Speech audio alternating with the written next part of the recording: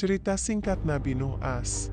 Nabi Nuh As merupakan salah satu dari 25 nabi dan rasul yang wajib diimani oleh umat Islam.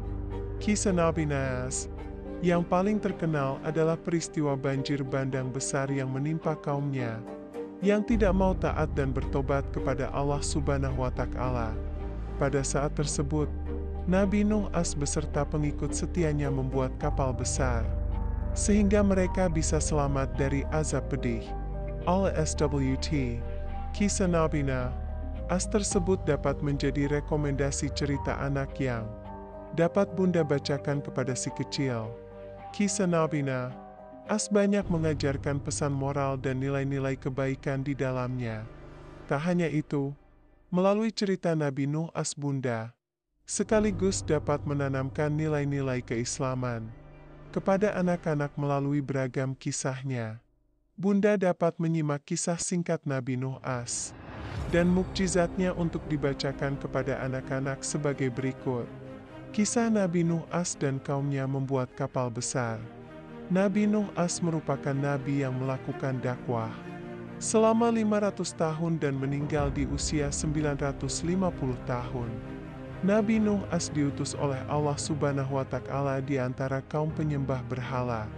Mereka yakin bahwa menyembah berhala dapat membawa kebaikan dan menolak bala. Nabi Nuh As berdakwah dengan sekuat tenaga kepada kaumnya yang keras kepala. Namun demikian, selama berdakwah ia hanya mendapatkan 70 hingga 80 pengikut saja. Suatu ketika, Nabi Nuh As kemudian berdoa kepada Allah Subhanahu wa Ta'ala. Nabi Nuh As berdoa supaya kaumnya diberi hidayah. Allah Subhanahu wa Ta'ala mengabulkan doa tersebut dan memerintahkan Nabi Nuh dan pengikutnya untuk membuat sebuah perahu besar. Nabi Nuh As dan para pengikutnya yang setia akhirnya membuat perahu di atas bukit.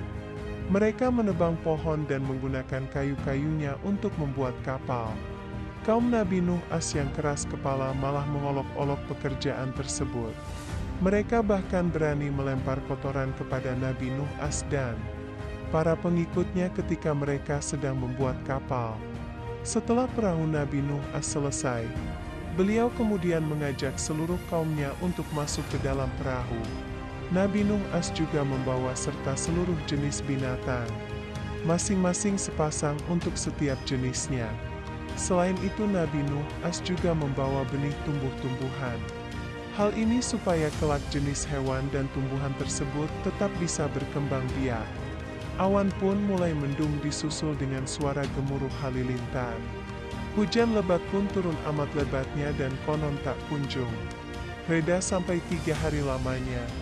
Hingga akhirnya terjadilah banjir bandang. Kapal Nabi Nuh As mulai terangkat karena air mulai membanjiri daratan.